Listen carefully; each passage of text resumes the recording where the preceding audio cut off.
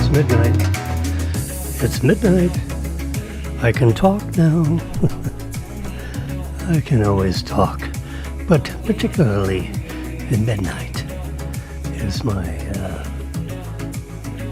favorite view. And I'm going to add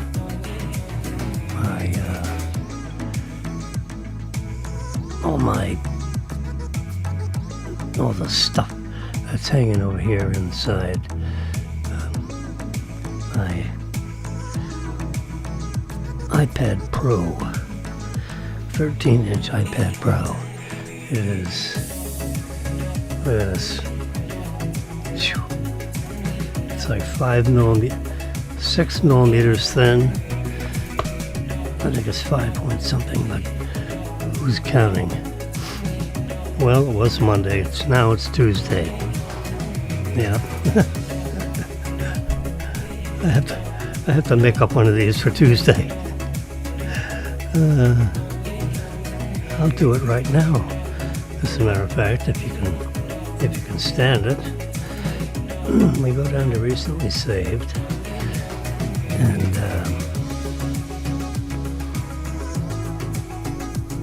oh, there it is. I just saved it. So we're going to put a little heart on it, because that way it'll be in my favorites. And I'm going to crop it and touch it up here, because I want to pick square. And I'm going to slide this over here just like that. Yeah. And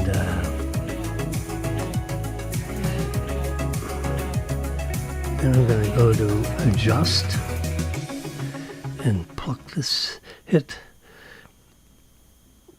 automatic everything. And I touch, you can see I'm touching, I don't know, you maybe can see.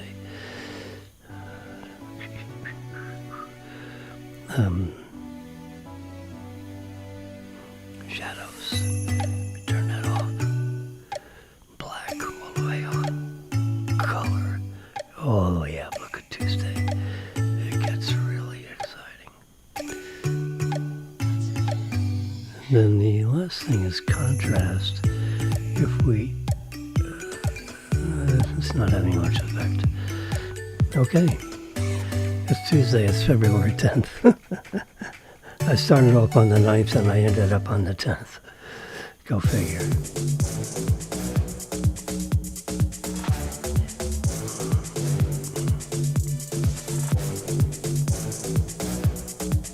There we go. There we are. Pretty nice, huh? Grab that right off the iPhone. Big and beautiful. Yeah. Print screen. Have the iPhone up on one of these charger things with the MagSafe charger. And it gives you a couple of different screens you can pick. You know, what my calendar looks like today. It's 66 degrees, clear, going down to 57 tonight. Ooh! I mean, those people up north are going to minus 57. When it's minus 57, well, it isn't minus 57, but it's like, you know, like minus 20 or 30. You can put a banana out on the back, on the outside patio, leave it out there overnight, and you can drive a nail in a piece of wood with a banana when it's at minus 20.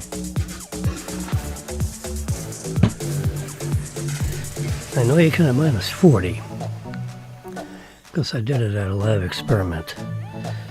I had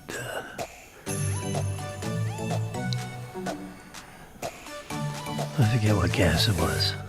Could have been a liquid nitrogen. Just dip it in there and it boils up.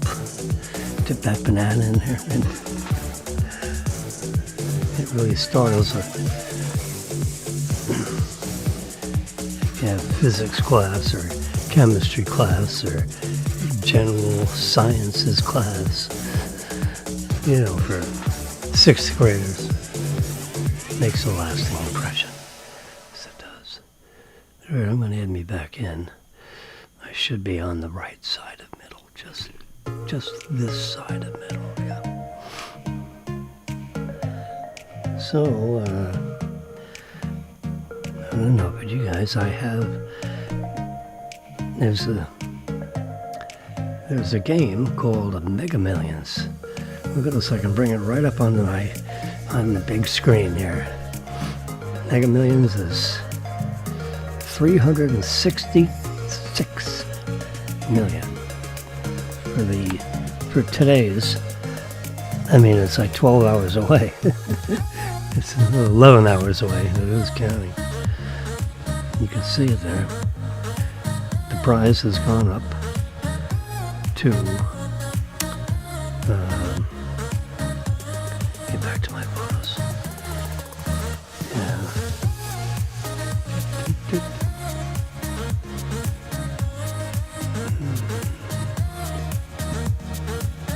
There we go.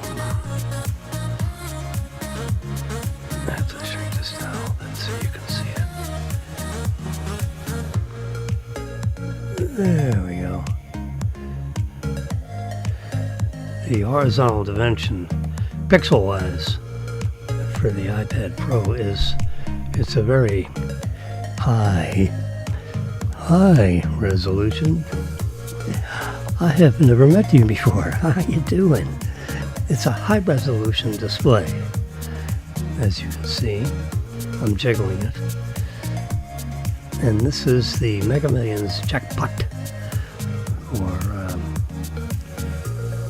we can do a little. This is actually a print screen of my. It's not Excel, it's numbers. Excel is what the application is called when you're dealing in a Windows environment. I am dealing in a iOS, an Apple environment. iOS, Apple.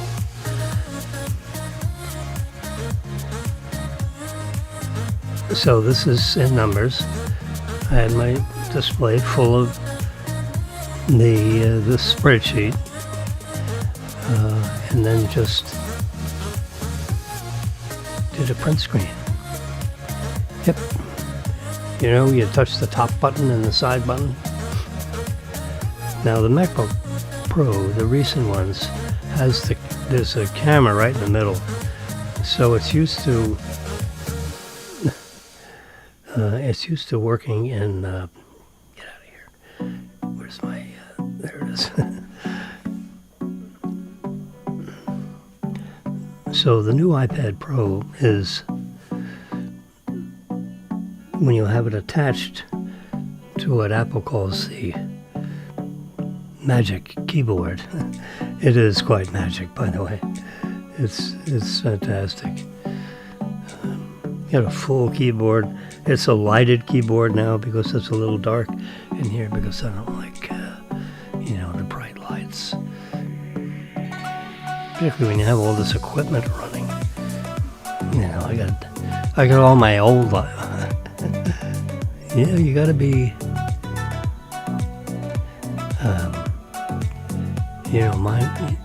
You got to pay attention to your P's and Q's. You remember that as an expression? Watch your P's and Q's, son. And your XYZ's also.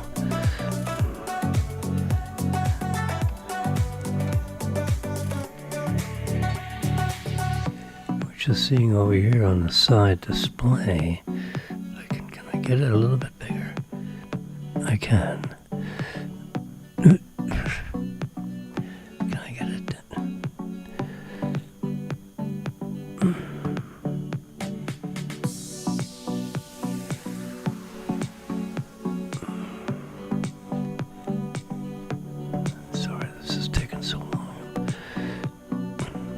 No, it's up a little too high, I think. There we go. Touch these three and hit full screen. There you go. Now it's full screen. Now I go back. And slide this over. This is an older iPad Pro. This is even an older one. This one's keeping the time. You see over here it says 12:10:43. Yeah, unfortunately the boom is in front of it. And this is elapsed time. I've been broadcasting on YouTube Live for 11 minutes and 30 seconds, actually. Facebook doesn't like me.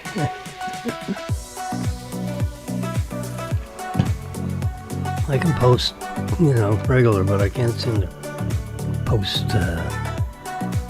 I've paid for, Facebook Live. I have to figure out, how you pay for things on Facebook.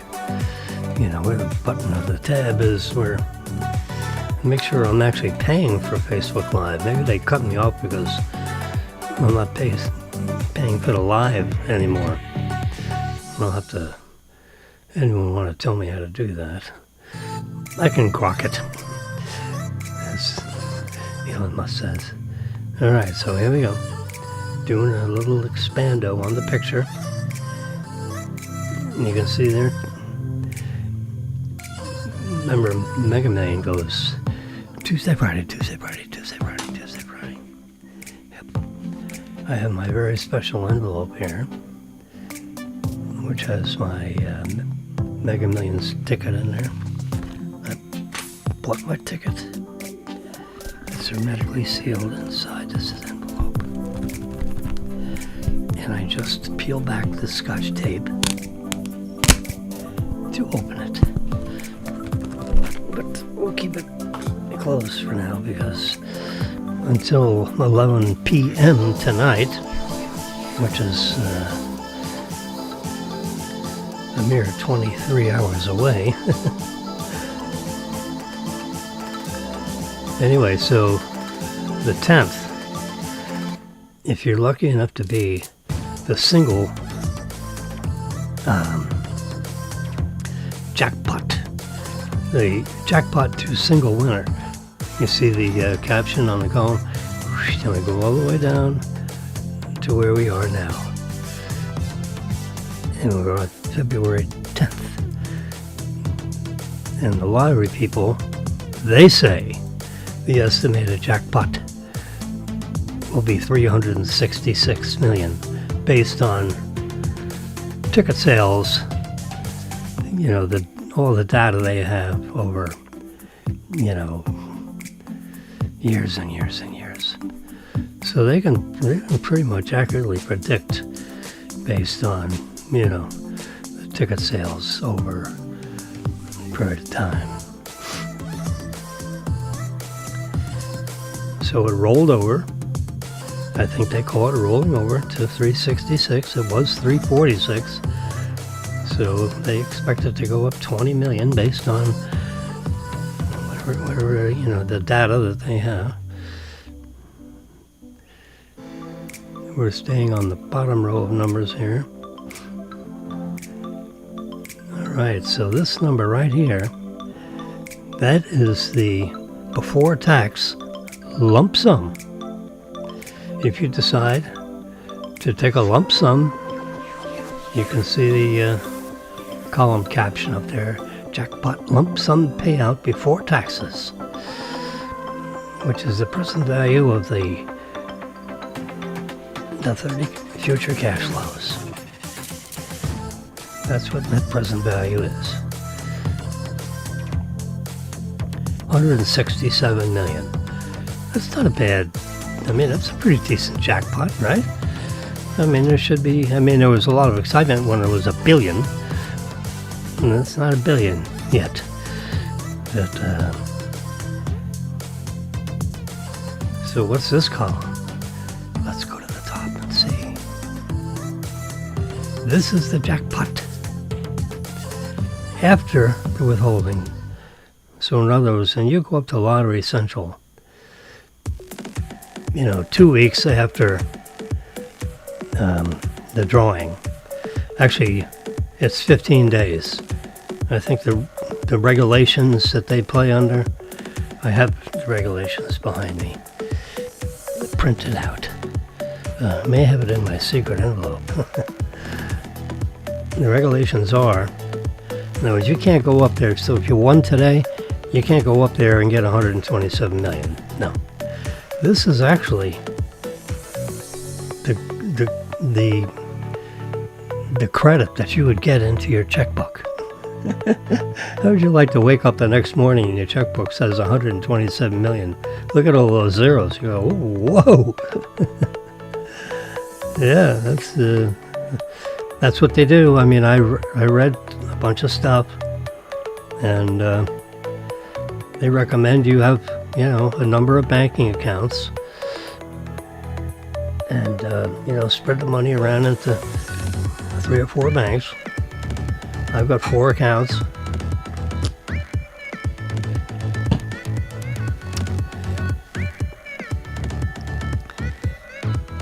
However,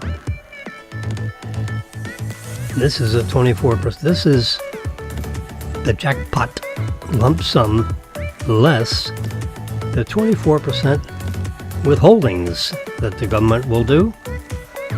Oh yeah, man, the government's arm reaches right into the Lottery Central, and they keep everybody clean by taking out 24% for safekeeping. But for sure, if this would be, in other words, if you took the lump sum, then this would be your, in addition to all the other earnings that you had in 2026, you would have another 167 million in annual revenue. Now, it's one time,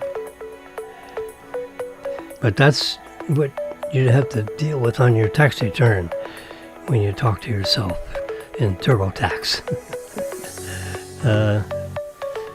You might as well hire an accountant if you can find a good one.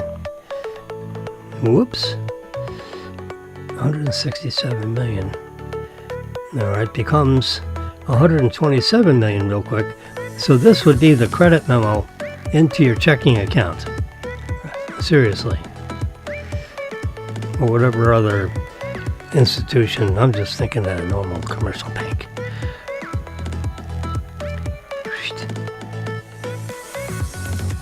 Now this is the amount of money that's in your checkbook. This reduces to that because you're going to owe another 13% of that lump sum. Because that would bring you up to the 37% maximum tax rate for an individual. So your lump sum goes to 105 million. It expanded to 9 digits this on Tuesday,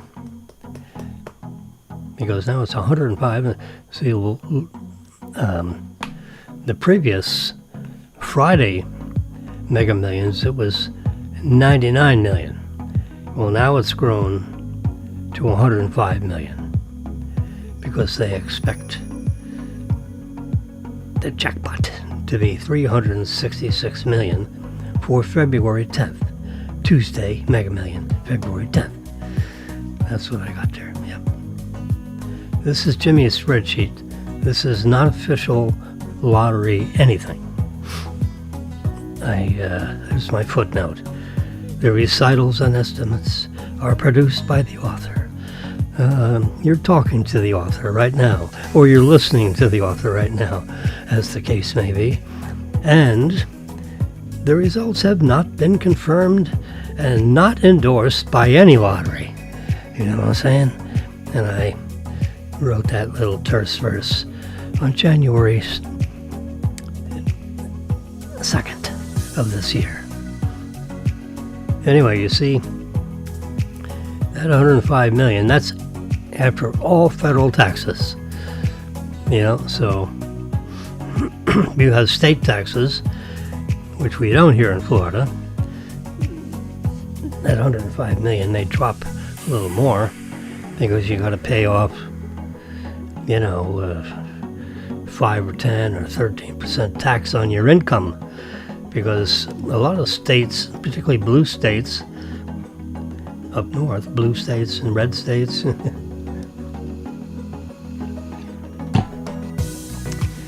have very high taxations. And New York is at 13% state income tax.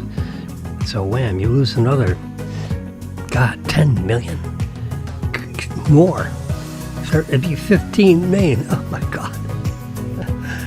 You have to hand over 15 million to the state of New York if you lived up there.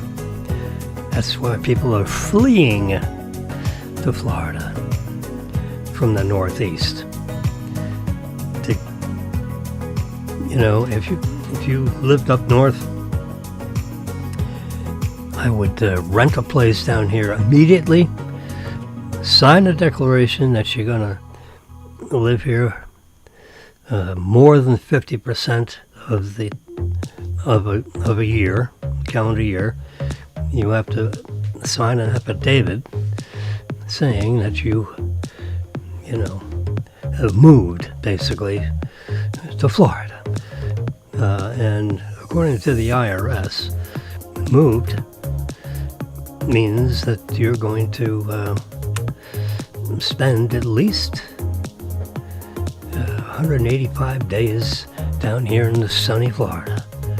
Now, it doesn't have to be contiguous days. It can be, like every other month. A month here, a month there.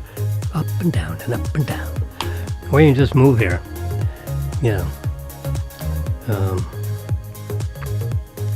But unless you spend 180 something day, just say 185 to be safe, right? That's, that gets you to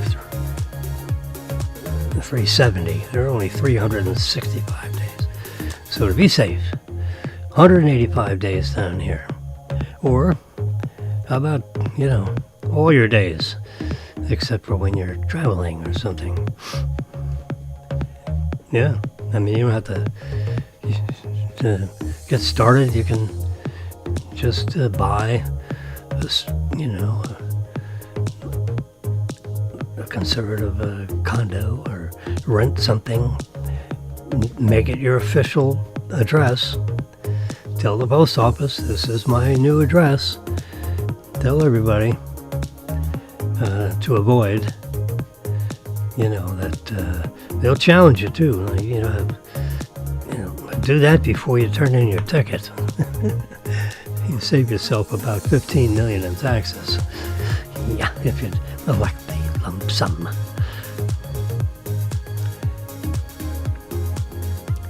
Now, this is the same chart, but I added a couple of columns. Doing an expando here. So next to that $105 million number, now you can see this other number, 5,508,000. That is Jimmy's estimate on what your first payment would be under the 30 payment annuity. If you elected to do the annuity option, which over 30 payments, you will receive $366 million. You receive this first deposit of $5,508,825. That's my estimation, rounded to the nearest dollar, on what your initial payment, which you get day one. Day one means 15 days after the draw date. 15 days after.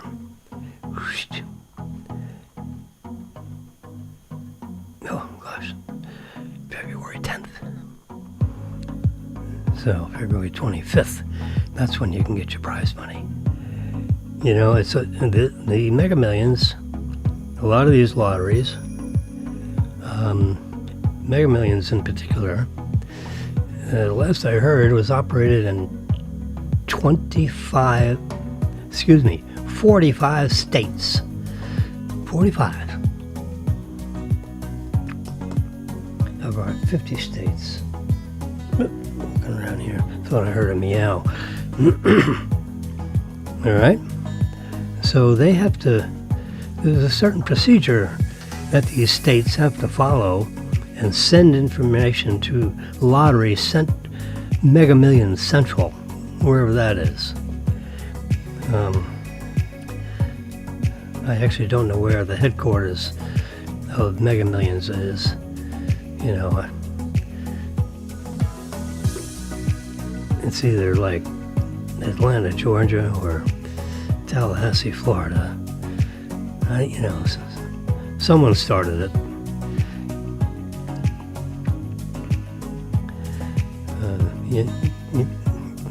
If you want to claim your prize and you live in Florida, you go to Tallahassee. You know, this big prize. But you can't expect to collect it until, according to the rules and regulations, which I'm one of the few human beings that have actually read them. And they say 15 days after the draw date. So that would be February 25th. You know, so you call lottery people and you go over the ticket and maybe you send them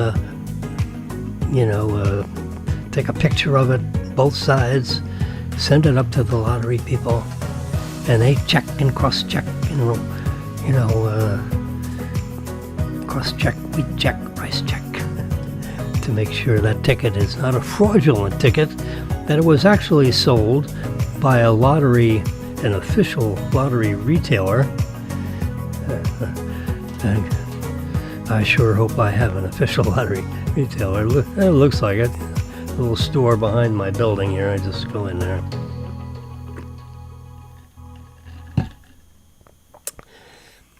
So if you elect the annuity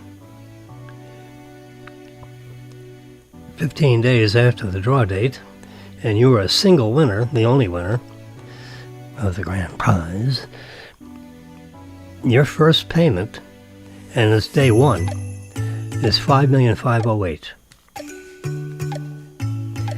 Now you say, well, $5,508,000 times 30 payments, that's not enough. Let's do the math. Clear.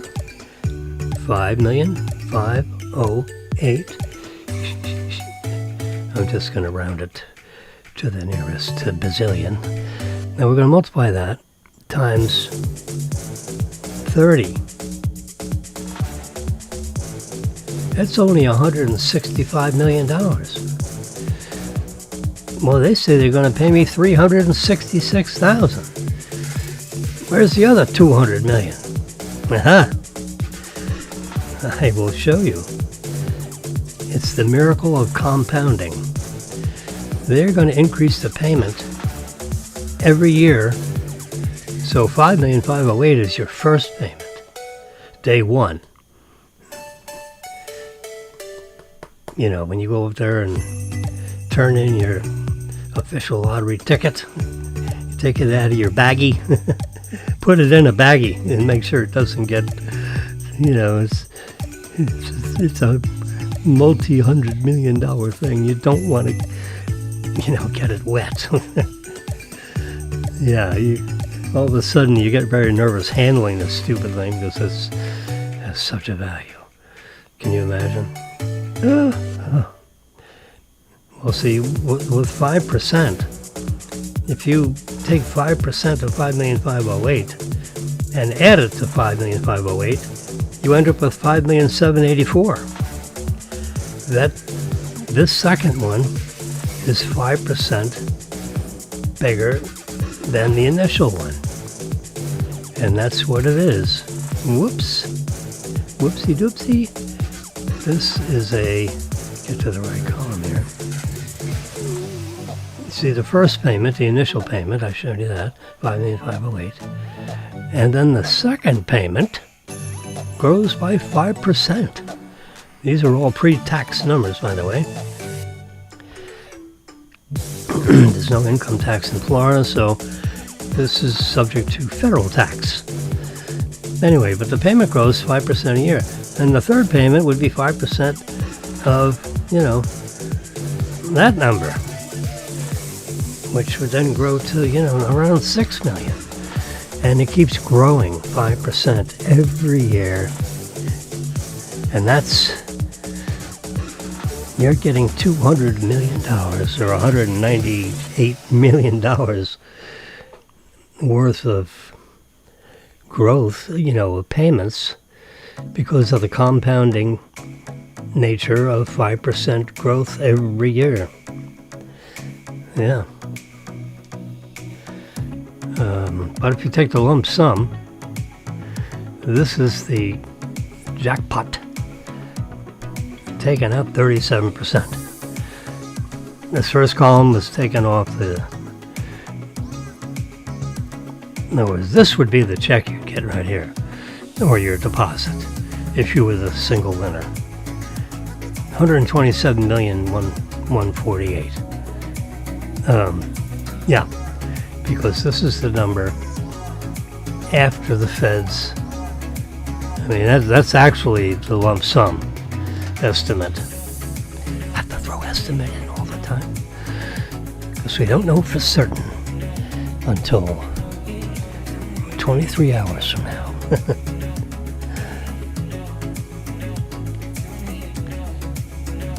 Anyway, so the 300, I'm going on the bottom row here because this is the February 10th row. Everything above it is rollovers because no one won the jackpot. Now you can win the $1 million prize and so forth if you didn't win the grand prize. But this is the grand prize rolls over if no one gets all 6 of the balls. All right. So this is the net present value. This is the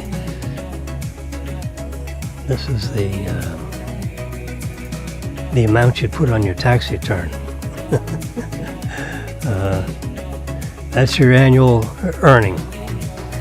Now you didn't get all that money because you got that money because Uncle Sam has a 24% withholding on all prizes over $600. I think 600 is the start where they start doing withholding. Like if you had a $1,000 ticket, winner, you'd only get, $760 because Uncle Sam takes 24% of that $1,000 winner. I'm making that up. I'm not making up the 24% part. Anyway, so you take 24% out of 167 million, you end up with 127 million. This would be the deposit they would actually make 15 days after the, the draw date. Another little time capsule thing you don't want to forget is that you have to, if you want the lump sum, you have to declare that within 60 days of the draw date, or you're getting the annuity, like it or lump it. And I think I read that somewhere. It's like paragraph C, You got 60 days to declare your lump sum. 60 days flies by when you think you have $127 million. This is what would go in your checkbook right there. 127, 148. to the nearest $1,000. And that is going to be further reduced, assuming you don't spend it on anything else, which of course you would. You know, because when you do your taxes in April, you're going to owe Uncle Sam another $22 million. Because that's the 13% of that number right there that you haven't paid yet. Because surely, if your income was $167 million for 2026, surely, most certainly. Oh, now I got a cat. Oh, yeah. Yeah. So, $105 million, that's what you net after the 37%. We'll go up here to the top, read the column caption. Jackpot after 37%. See it in black and white? And you look above in yellow and white, yellow and black. Just like a taxi cab. Yellow and black. 37% tax. That's what the tax bill that went through with Donald J. Trump. Do you know the individual tax rate? Back in our history, right before JFK became president, was 70%.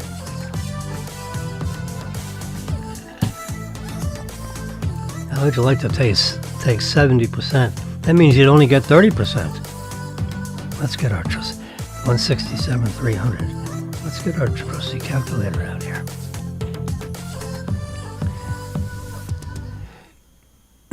I've cleared it. 167,300. Wow, that's a lot of millions. Okay, so if the tax is 70%, then you get 30%. Okay, times 0.3 equals. So you only get 50 million if you won this lottery. 1960. You'd owe a 70% tax, and you only get 50 million.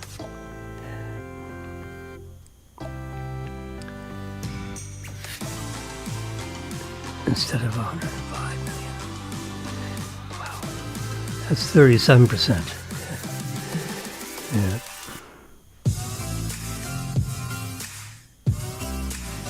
That's half. You take the annuities, $5,508,000. Payment grows. It grows every year. Like 2, 3, 4,000.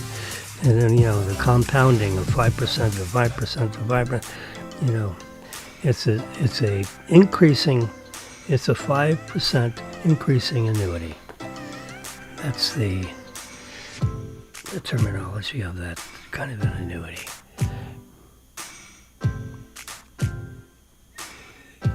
It's a growth annuity. It grows, I think the word is grow, is 5% per year. These are pre-tax numbers. First payment, second payment. There's 30 more payments. 30 payments in total. I've added them up all the way across. It adds up to 366. So there's a calculation there for this cell. It's the biggest formula for the entire spreadsheet. It's in that position. That is what is the question, for the spreadsheeters is, what is the initial amount with a 5% growing annuity where the total of all those 30 payments equals 366 million exactly? What would that first payment be? Let me tell you, that formula, that's a complicated one. It's it doesn't look that complicated when you look at it in the spreadsheet, but it's like a beginning calculus question. Yeah, with limits and sums and phew, gosh, calculates it instantaneously. And of course, once you have the first payment, it's easy to get the second payment because you just say, this one is 105% of that one. So you just multiply the initial payment by 1.05. And that is the value in that cell. And then for the next payment, you do 105% of that 5,784,000. And that gets you the third payment. The 5,508,000 you get day one. You don't wait a year to get that. You get it right away. Right away means at least 15 days after the draw date. You've got to give these 45 states, each state sells the Mega Millions according to their rules and regulations, and of course the Mega Million rules and regulations. I actually don't know how the network of all these states communicate with these main states, but they do. And of course they're selling Mega Millions tickets. And if someone wins, every I guess they send the money and all the statistics up. They make deposits. It's like a TTL deposit. I don't know whether they do it every day, but they do it periodically, at least every draw date or before. I don't know what the rules are in there. I should ask the guy just for the hell of it. Probably tell me. With the ticket sales that they collect, they make a deposit. They have an account. They have a Mega Millions depository account, if you will, in some large national bank, I would assume. And boom, you make that deposit, and that deposit should balance out with the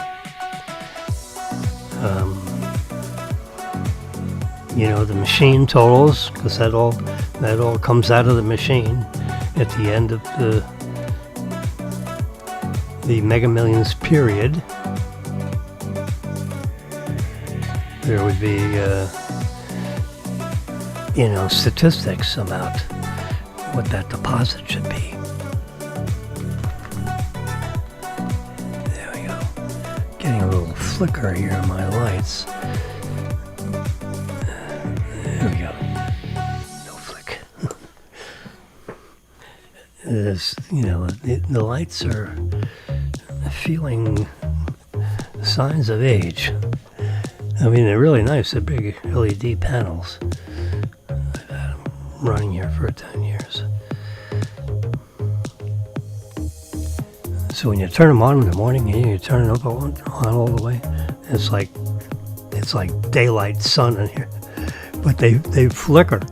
They flash.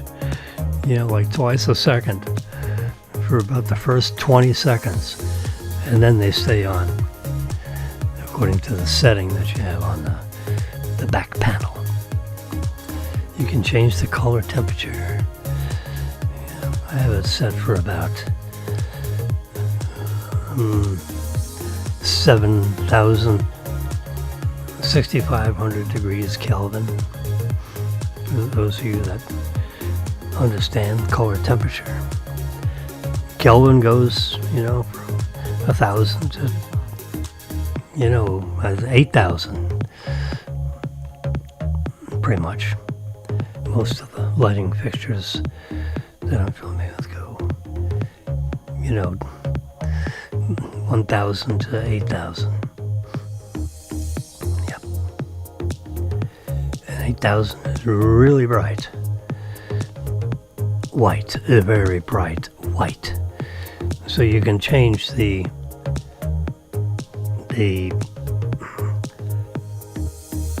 lumens of the light, in other words, the amount of light, and then you have your choice of what color you'd like that color to be, the color of the light.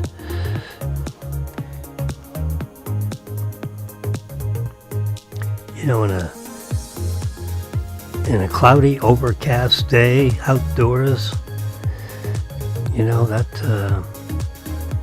the degree of Kelvin comes down. Not only does the light intensity drop, but the actual color of the light changes, you know, more towards bluish. Bluish. Now your cameras today automatically adjust to that, so that it increases the resultant picture to about 8000 degrees Kelvin for something, you know, if you had a white card. Yeah.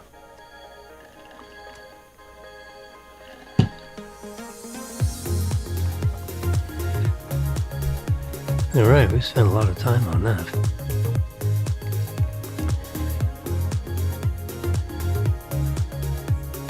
There was a power outage in Florida somewhere. About 3,000 customers were without power for I never got a chance to read the article. I just saw the headline. Yeah.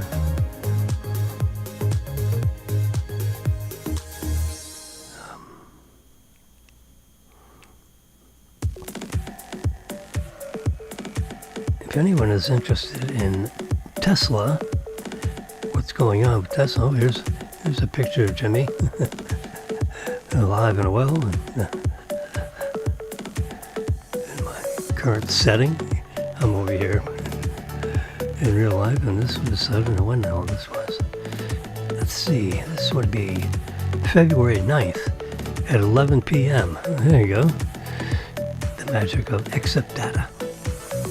Yeah. Anyway, there's a fella in the box on the bottom. Yeah. Herbert Ong. Herbert Ong, O-N-G.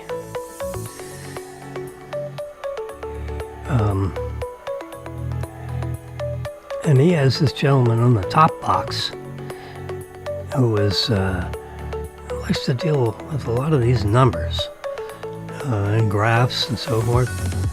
And I'm a graph guy. And this was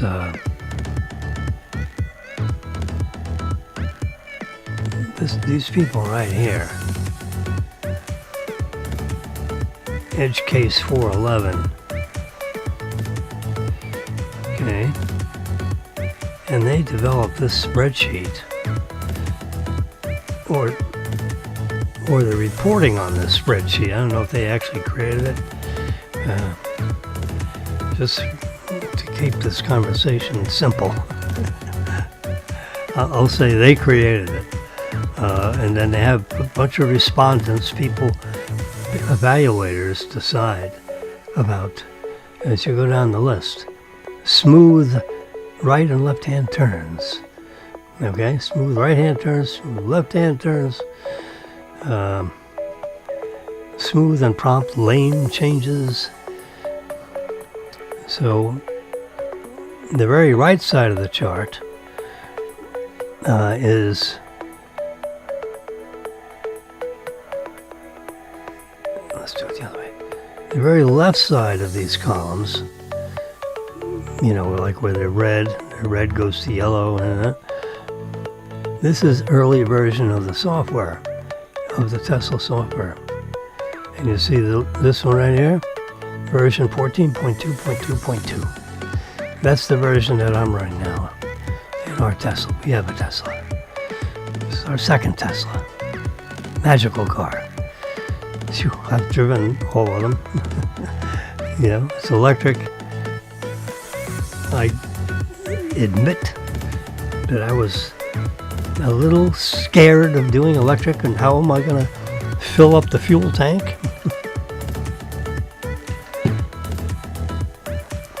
I use the word fuel instead of gas or electric because let's just say the fuel tank, whether it's isopropyl, whether it's isooctane, or whether it's gasoline, or whether I fill it up with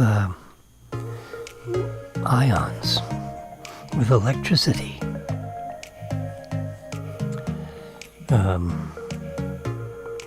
So we're going to just say the fuel tank. I was a little nervous about how do I fill up the fuel tank.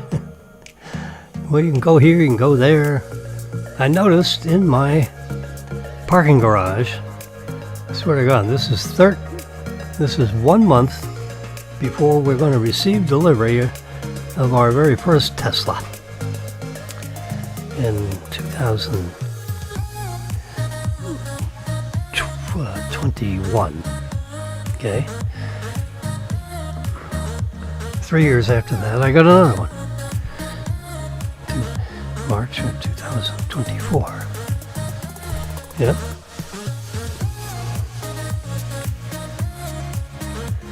So we're, in March, we're going to be in our second year of the second Tesla.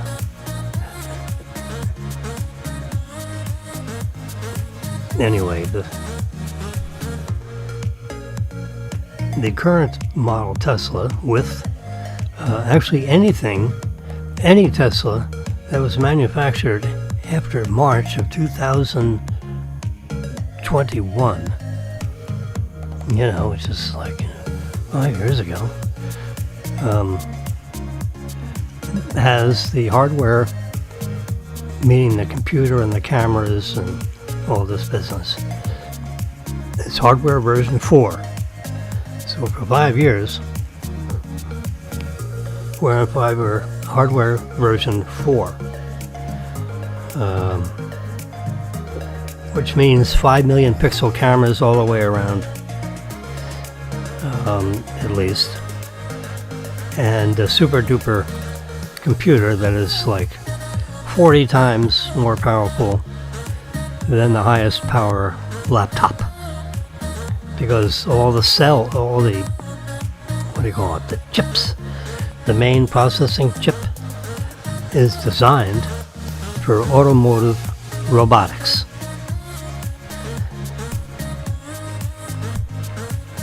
Now they're using that same computer board for their humanoid robotics called Optimus, because Elon said, what the heck, you got 4 arms, you got 2 arms and 2 legs, and so that connects to the ports, generally speaking, for the 4 wheels. You got 4 wheels, you got 2 arms, 2 legs, and we got cameras, in the front and the head. We got cameras in the rear.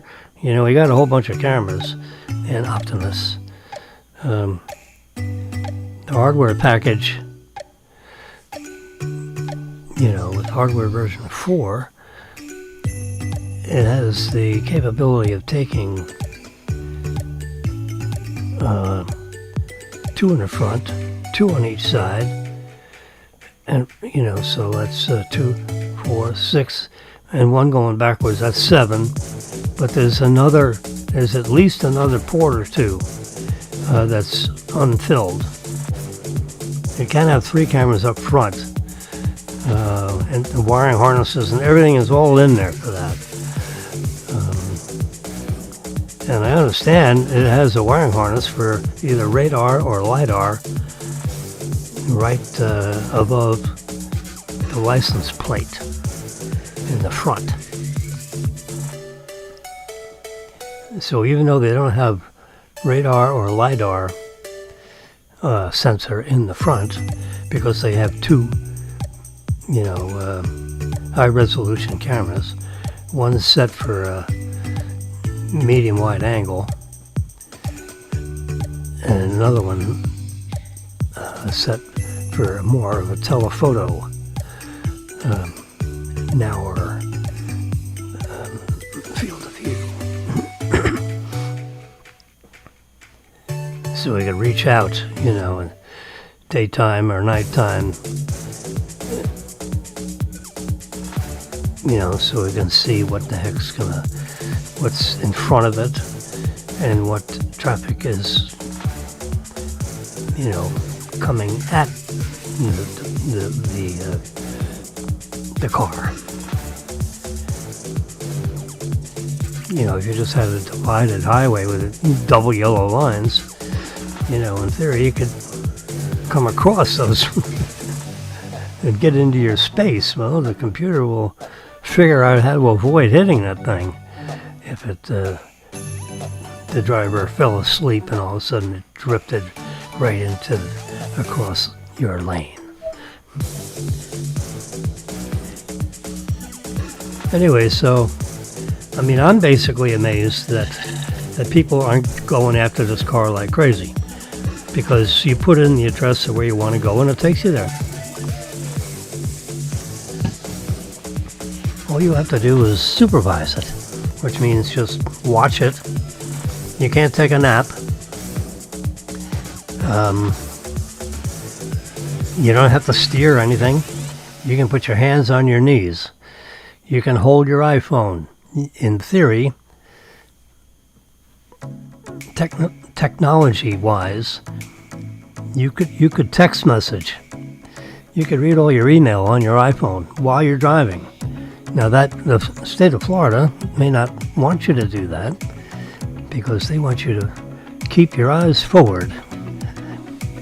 And the software used to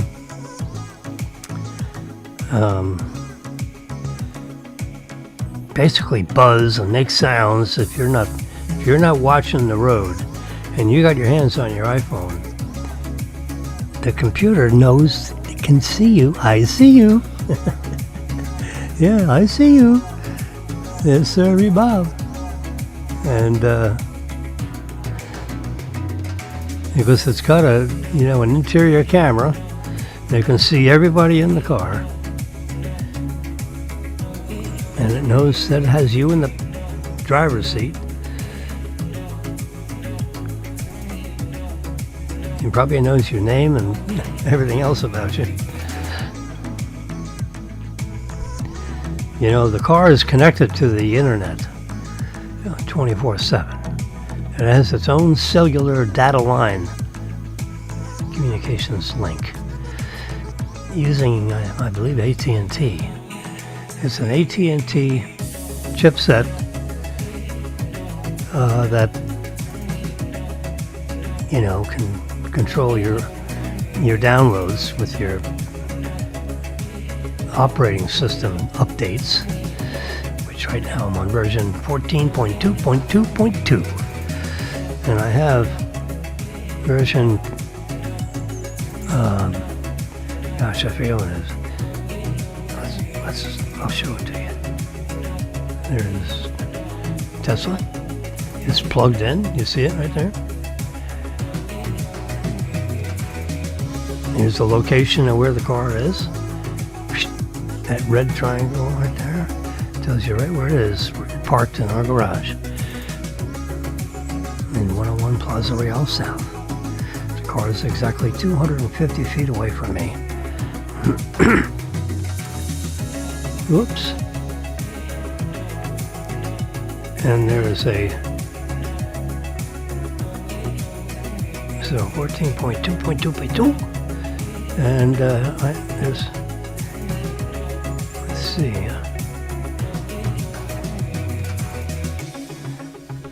let me go to my phone. It's 1 o'clock. It's 1 a.m., folks. I'm not done talking. All right, here's my Tesla on my phone.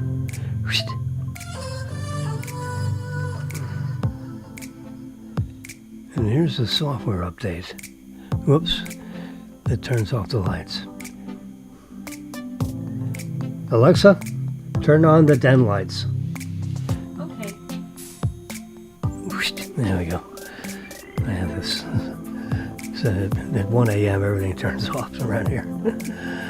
Okay, here's the. I wonder why I don't see the software on my. Oh, this. I forgot. This iPad has not been registered with the car, so it won't show you the software. It's 14.2.2.4.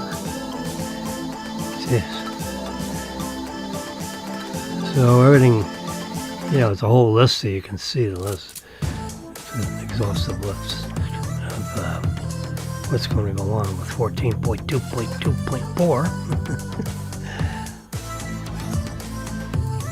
But it's, improvements. The software, all year it drives itself wherever you put in the address of where you want to go. Like, take me, you don't have to have the actual address. You can say, take me to Houston's in Boca Raton. And it'll go right, to Executive Center Drive, right where the store is, and it'll find a parking place and park the car.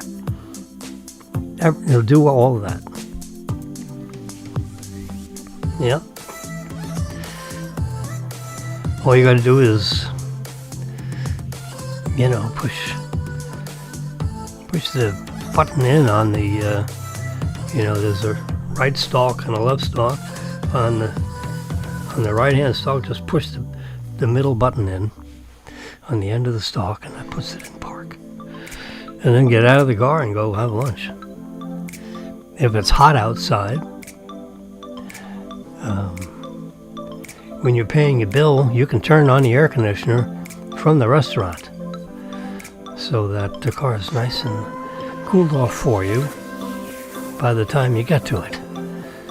Figuring it takes you 5 minutes to pay your bill and maybe go to the bathroom and relieve yourself or whatever. So right before you call for your check, you can go to your Tesla app and turn on the air conditioner. It doesn't matter how far away you are from the car, because remember, the car is connected through its own data line. And I think I pay $10 a month to, in support for that connectivity.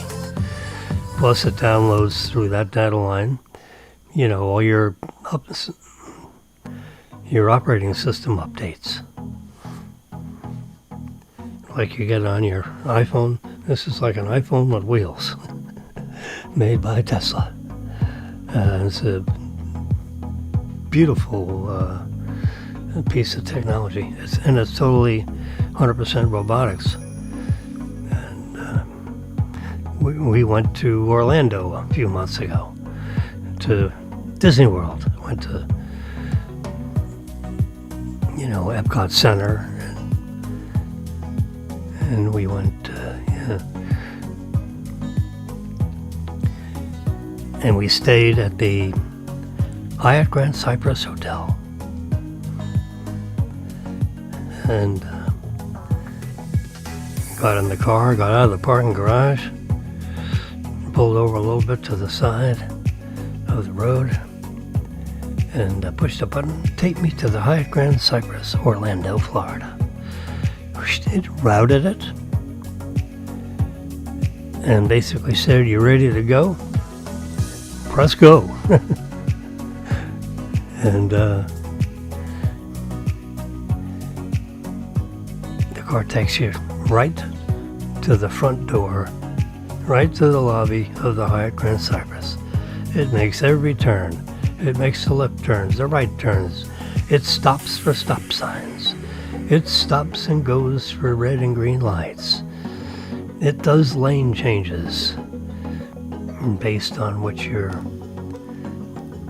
your profile says about your, how fast you want to get there within the speed limit. But how, it gives the computer an idea of, how often you want to get around someone that's a slow driver in front of you. It'll change the lanes. It does everything. You don't have to do anything. If a car is going too slow in front of you, on a highway situation, it'll go around the car. It'll change lanes. It'll look to make sure the lanes are clear when it goes, when it puts on the turn signal, the left turn signal, and then it'll change the lane, accelerate, go faster than the car in front of it, and leave a decent following distance and get back in the lane, and it'll carry on the highway. All that is automatic. You don't have to do anything, and it drives. You can, there are like at least five different profiles. I have a more conservative profile, but they have a profile called Mad Max. Elon is like a kid, Instead of saying fast and super fast, or, he has a name for it. Used to have a mode called ludicrous, which means it's so fast that it's beyond belief. It is absurdly funny. It's so fast. And when you had, they've changed that and called it different things now. I think they're going to reserve that ludicrous for their two-seated roadster, which goes, which is like a rocket ship with wheels. Whew, unbelievable. I have it set to sloth. Oh God. They have these different settings. Standard is like in the middle, and then you've got two on the left and the two on the right. Two faster than the one in the middle, standard mode, and two more conservative, slower speed profiles. How often it'll go around slow cars in front of you and so forth. So you can put it on standard mode and see how you like it. If it seems a little aggressive for you, you can turn it down one level, to earthworm. It's not called that. Oh gosh.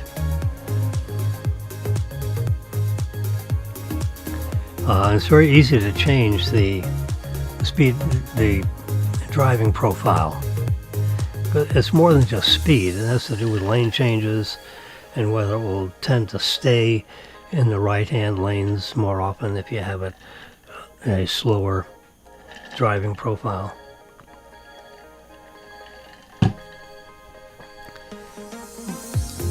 So the best thing is to use standard to begin with and see how that suits you.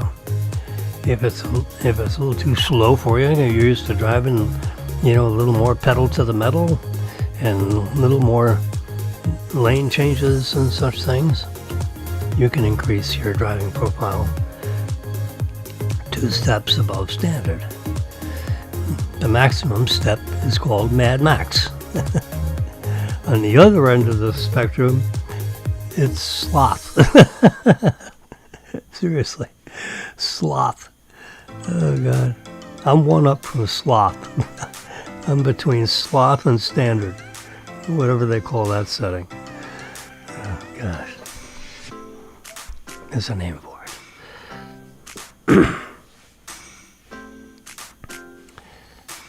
They had 3 profiles, a year ago. And between a year ago and now, they've increased the they've added 2 speed profiles. They've added, so they have 5 driving profiles, which has to do with speed and lane changes and, how often you're in the left-hand lanes and so forth. So I'm not Sloth, I'm one up from Sloth. The car is a rocket ship, I'm telling you. You put it on Mad Max and you're going to be pushing. I mean, it is going to be zooming all over the roads within the speed limits. There's a tolerance over the speed limit, which you can set it like 5 miles an hour over. I don't know if it'll even let you request more than that. Because remember, the computer is driving.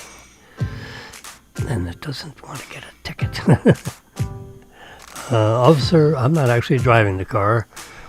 My computer is driving the car. So you'll have to write your tickets to Tesla. Yeah, I don't think so. Whoever's in that driver's seat, and they require someone in the driver's seat. If there's no one in the driver's seat, the computer, the autopilot will not operate unless there is an awake and alert human being in the driver's seat. You can't put your dog up there. It has to be a human. Can you imagine? Yes. That's the way it goes.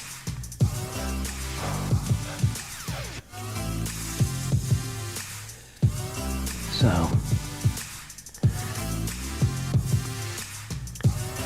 it's amazing. I got half the software downloaded last weekend. I'll get the other half. I just haven't been on the road enough with my, because you have to be connected to the internet. The car has to be connected to the internet to download the software. So I use my hotspot in my phone because I don't have Wi-Fi in the garage. It's a structured garage with 200 other apartment units, so everyone's got their particular parking space. I'm lucky enough to have a parking space with the plug right there. How about that? Because the good doctor on my floor had a Model S. He turned it in and got a gas model. I said, hey, how about if we swap parking places? That way I will be able to use your plug, your socket. He paid the building manager. He wrote a check for $2,000 to get the power there. He used this for a couple, 3-4 years and then changed out of the electric car. Wanted a slightly larger SUV than what Tesla offered. So we got a Genesis SUV. Oh, he was so proud of it. He had me get in, stick a seat in it. Look, I'd rather have a Model Y, personally. But he, so he got this Genesis. This salesman talked him into turning in his Model S. He's happy being a Genesis. He drove, a Model S like Sam for, 4 or 5 years. I don't know how long he had it.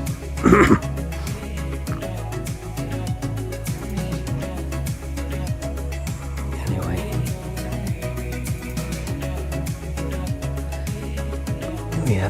if he decides not to stay in this building, we have to communicate with each other because I want to convince Ann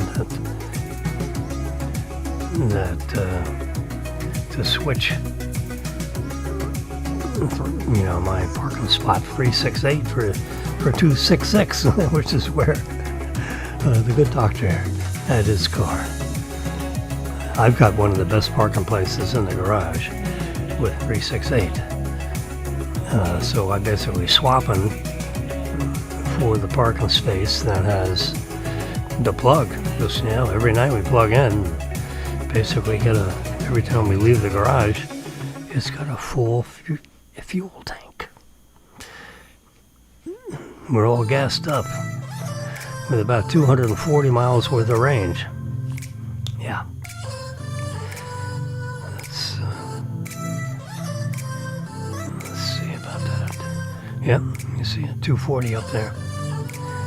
Right above where it says setup phone key, that means register your device. You can actually, you know, because I got the app loaded in the iPad.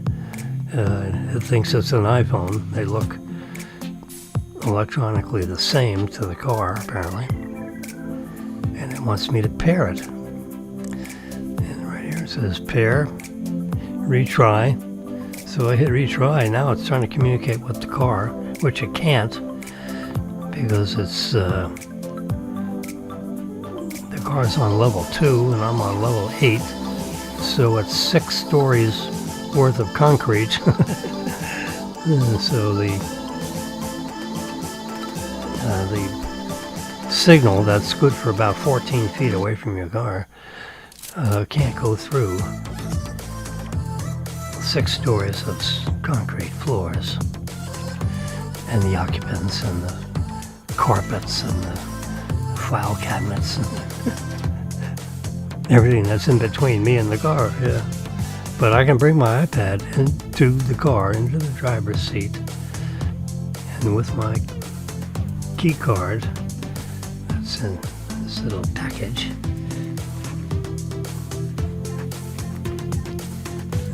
this card right here in this red package. See that familiar looking symbol? That's the T for Tesla. Inside this little package is something that looks like a credit card. It's black. It says Tesla on it. And as you can see right there, it's the same exact size as a credit card. And in the event someone steals your iPhone, or your iPhone runs totally out of power, that's a possibility, right? You can use your key card to energize the car. If you want to drive it, you can just have this. You don't need, because what they have you do is make your phone as your key. Your phone is your key, your phone is your key. All the videos and everything that you read about the car when you get the car. And you watch about 6 or 7 videos, which, it's just fine. It's just good watching a video is following some sales guy around while he talks about the car. And this way these videos are up to date with all the newest. And there are all kinds of improvements. I mean, from the car we got in 2021 to the one we got in 2024. I mean, there had to be 1,000 little things that they did. The feel and the this and the that and the suspension and the slight little changes in the shape of the car to make it more aerodynamically capable. Wind drag. Yeah, coefficient of drag. It's a decimal. It's like 0.37 or 0.22. Yeah. The Model Y is like 0.22 or 0.23, depending on which model you have. But you drop the coefficient of drag down, a 1/10 of a percent or 20th. A Corvette looks like a rocket ship. It has a coefficient of drag of 0.37. A Model Y is 0.23. Much more aerodynamically sound then the spaceship looking, and you know how much wind pressure, you put your hand outside the window when you're going 65 miles an hour, and there's a lot of pressure on just your hand. Well, imagine that with the whole car, how much fuel has to be expended just to deal with the coefficient of drag. Not to mention the friction of the ball bearings in your wheels and the friction between the tires and the road.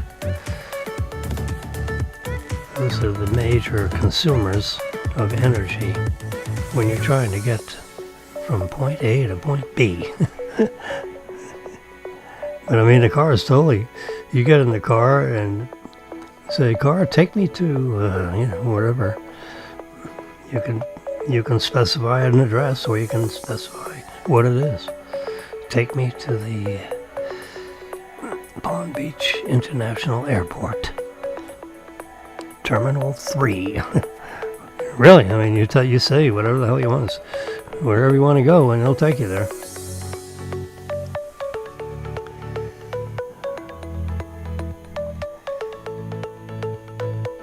Unbelievable. I'm surprised, there are not more people that want these things. Yeah, I mean, because it's 7 times safer than you driving it. It's on, and they have billions of miles of driving data. I mean, literally, they have, the last count I saw was like 7.4 billion miles of driving data that is accumulated with the millions of Tesla cars that are out there.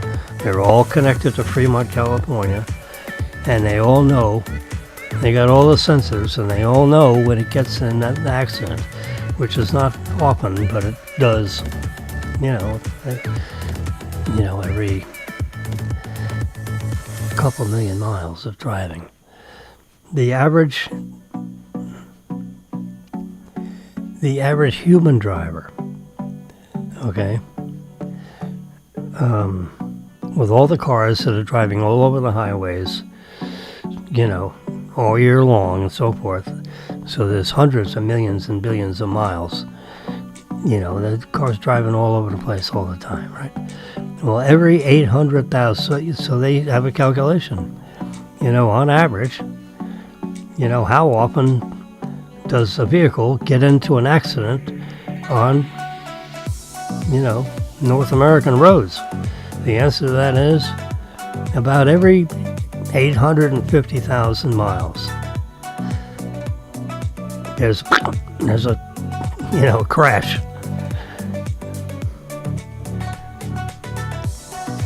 It's roughly 800,000 miles. When you have it on full self-driving, the Tesla gets in a car accident every, 5 million miles. I think it's 7 million miles, but I'm just going down to 5 million miles. So that's like, it's 7 times safer than just the average driver, which gets in an accident every 800,000 miles. Now, you're not going to drive 800,000 miles. You're going to drive one little piece of 800,000 miles. But if you add up all those pieces for everybody, all over on all the roads, if you use, the average Tesla, gets in an accident every 2.6 million miles. You turn on full self-driving, that increases to like 7 or 8 million miles. So the fact that you're driving a Tesla, whether you use the automation, the autonomous nature of the driving, or not, it's about 800,000 miles, the average person driving. if you're driving a Tesla without the computer driving the car, you get it, the human driver in a Tesla will get in an accident about every 2.5 million miles. In full self-driving, that increases to like 7.5 million miles. And they've got 7.4 billion miles of driving data to back up that statement. And it reports it to the National Highway people. It's a 5-letter acronym with an N in the first, like NH, TSA. I think it's NHTSA.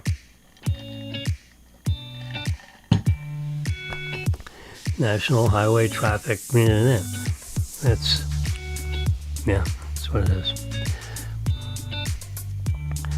National NHTSA. It's an organization that takes all this data in and makes reports to Congress and all that about what's going on with highway driving.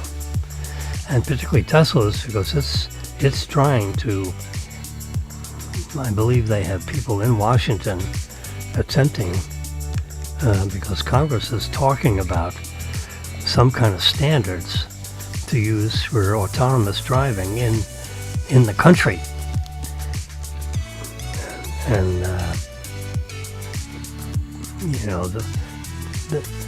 if they have better regulation from a national level with regard to this computer driving business, and they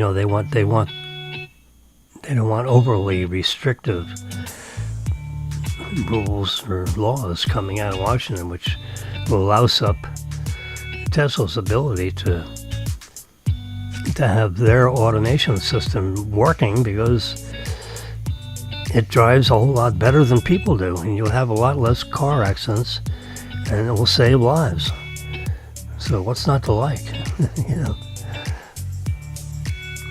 There's lots of anecdotal data where accidents in the highway environment have been avoided because of the instantaneous actions that a Tesla car can take with its automation.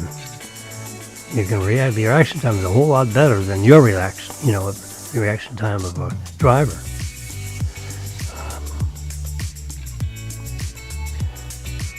So, I'm going to say this secretly. Don't tell anybody.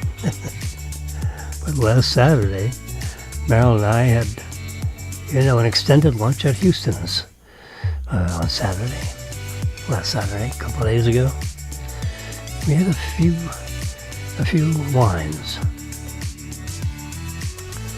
And so when I got in the car, I said, well, Marilyn, this is the perfect time when you're going to use the automation I don't know why you don't use the, have it take you to work. I have a button that says work. All you got to do is push work, and it'll take you there.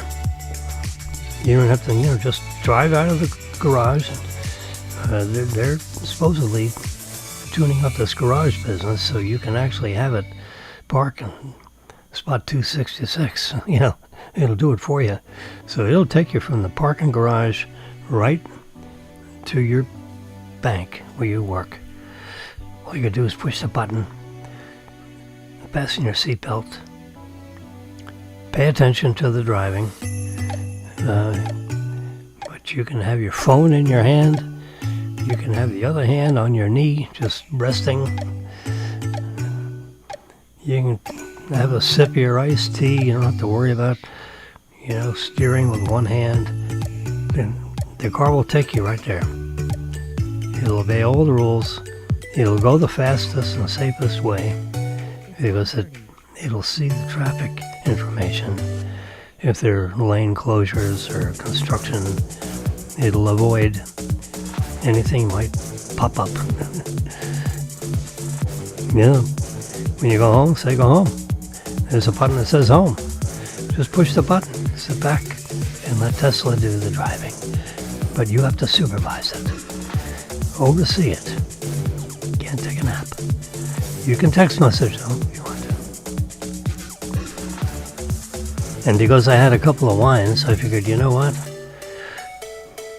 I'd rather have Tesla drive me home. I use it all the time, whether I'm having a glass of wine or not. It's a spectacular feat. Now, but I guess I haven't used it if we drive to Publix, but I should say, take me to Publix, 1390 West Palmetto Park Road. It'll take you right there, and it'll park in a good parking spot, as close to the door as possible. He'll drive around looking for a good spot. People, it's the best kept secret in automotive history. A year ago, everyone was so exercised on, what Elon Musk's political beliefs are. What a stupid thing to worry about when you're talking about a vehicle. They've been making millions of these cars. The automation is unbelievable. You can go right now and go to YouTube. If you have a YouTube app or icon, then your whatever kind of computing device you have, like an iPad or a laptop of some sort, go to YouTube, and in the search box say, Tesla warehouse tour, and it'll show you a bunch of tours you can take, videos basically, which you can play and you can watch, and see what kind of robotics is making these cars.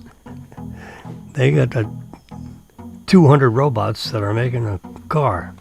They call it the machine that makes the machines.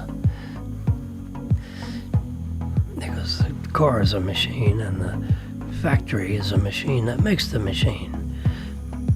Oh, gosh. Whew. All right, it's 1:30 in the morning. I had a nap today, so that's why I can stay up a little late. I'm not tired at all, so there's no sense in laying down, and pretending to sleep. I only need 5 hours of sleep anyway, so. All right. That was a big, anyway, so this chart is what got me all excited about, it's getting smooth right and left-hand turns. A score of 10. That's the highest score you can get. I'm looking at the very top lines. Smooth and prompt lane changes, 9.5 out of 10. Lane changes in moderate traffic, 9.5. Lane changes in heavy traffic, bumper to bumper. These people that took this survey gave it a 9 out of 10. Comfortable stopping and accelerating, 9 out of 10. Merging into highways with heavy traffic, 9 out of 10. Slow down, smooth, speed bumps and dips, 9 out of 10.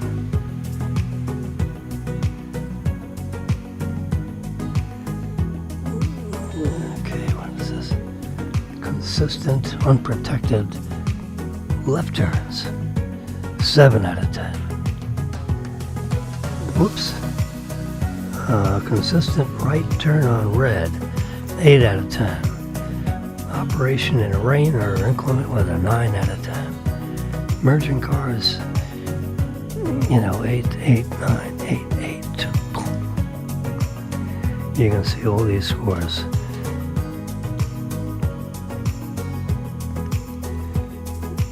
The columns moving to the left are earlier versions of the software, like a couple of years ago. See 11623 and 31224, 121224. There's a big jump between 121624 and 122425. That year has come up with really good results.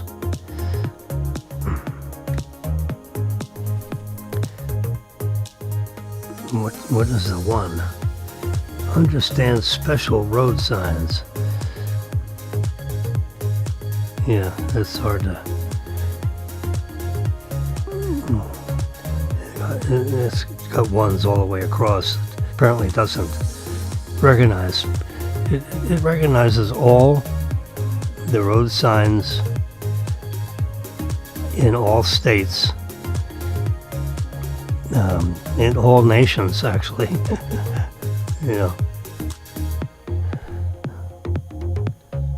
And so it knows all road signs, it knows all traffic signals. It can be on this side of the road rather than that side of the road if you're driving around in England. Make all those turns, you don't have to worry about it. If you have a car over there. Or if you rent or lease one over, in Europe. So,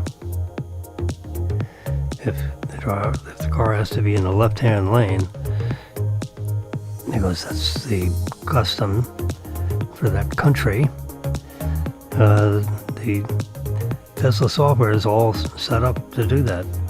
No matter where you take your car. I mean, it's not like you have to have a British car, a British Tesla. Any Tesla will ride on their roads properly.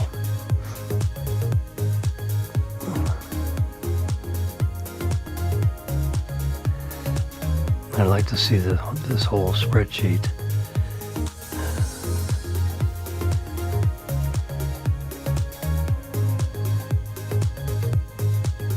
I guess I have to ask Herbert Hong.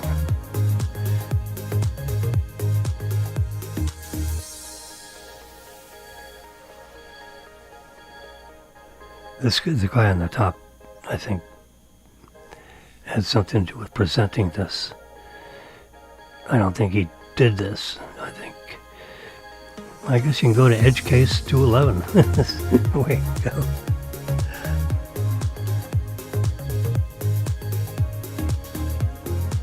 Yeah, I got it right here, yeah.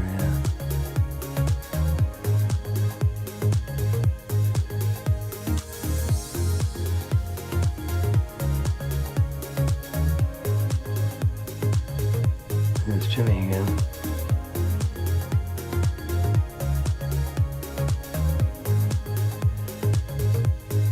This is a little chart. This is probably easier to figure out. The full self-driving. You see the prices over on the very left. So in the black, 6.7, 8.2, 11.2. This is done by Kern Basher. Yeah. He's doing an analysis on whether it's better to buy the software. Pay $8,000 for the software. And it makes no sense at all if you're leasing a car. That's how do you get that changed car to car? Every 3 years when you turn the car in and get another one.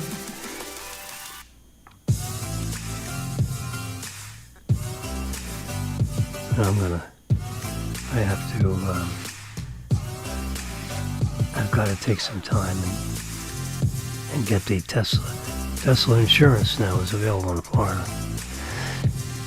And your rates drop if you use the full self-driving.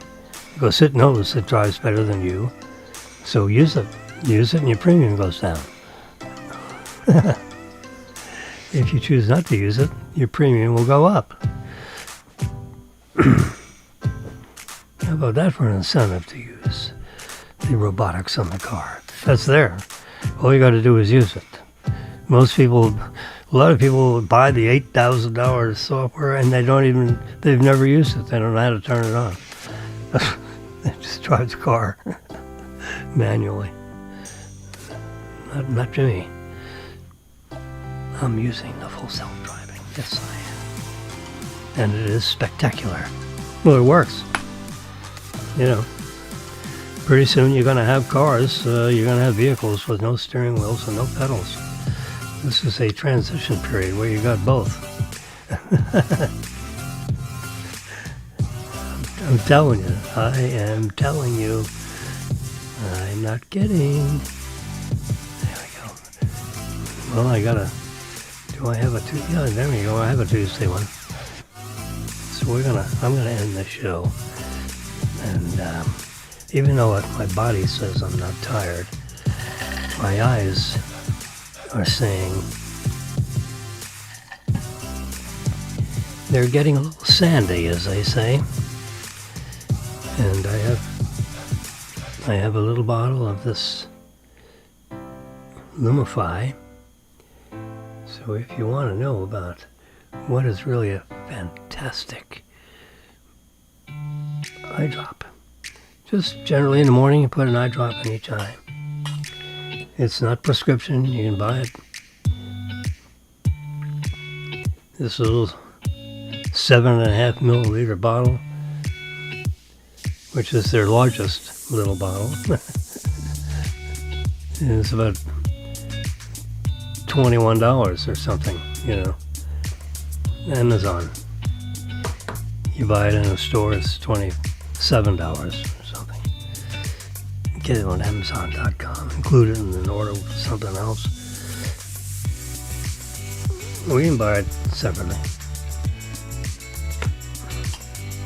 Comes in a little box. I'll put a drop in each eye when I go to bed tonight. Or this morning. I'm going to say goodnight, alright? So if you don't mind, you have a great day. And I'm going to put this full screen. As you know, I begin each show and end each show with, you know, the day and the date. And so, you know, when I made this contribution to mankind. It's 1:43. I've been yakking for 1 hour and 43 minutes. Whew, that's enough.